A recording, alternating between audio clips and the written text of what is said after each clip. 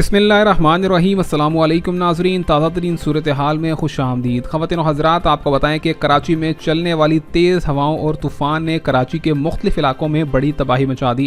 कराची के इलाके सदर में तेज़ तूफ़ानी बारिश देखी गई, जबकि कराची के मुतअद्दिद इलाकों में यहाँ पर इलेक्ट्रिक पोल्स के गिरने के खंभों के गिरने के वाक़यात को भी देखा गया, जिसकी वजह से फ़िलहाल कोई जानी नुकसान नहीं हुआ, लेकिन गाड़ियों के शीशे टूट जाने और गाड़ियों के खंभों के नीचे दब जाने के वाक़यात को भी नोटिस किया गया। ख़वातीन और हज़रात, यहाँ पर महकमा मौसमियात सिंध ने नया हाई अलर्ट जारी किया है और बताया गया है कि अगले 6 घंटों में कराची में शदीद तूफ़ानी बारिश देखी जाएगी, जबकि सिंध के ज़ेरी इलाकों में यहाँ पर ज़ेरे आब आने का भी खदशा जाहिर किया गया है। और ये भी बताया गया है कि यहाँ पर समुद्री तूफ़ान जो कि डीप डिप्रेशन में तब्दील हो चुका है, वो कराची की साहिल से टकराने से सिर्फ चंद किलोमीटर के फासले पर है, जिसकी बुनियाद पर कराची के शहरियों को समंदर में जाने, समंदर के करीब जाने और उसी के साथ साथ माहीगीरों को मछलियाँ पकड़ने पर भी पाबंदी होगी। ख़वातीन और हज़रात, मज़ीद अपडेट से जुड़े रहने के लिए चैनल को सब्सक्राइब, लाइक और शेयर करना मत भूलिए। इसी के साथ साथ आपको बताते चलें कि आने वाले 24 घंटों में कराची के कई इलाकों में शदीद तूफ़ानी बारिश, जबकि मुतअद्दिद इलाकों में मौसम खुशगवार और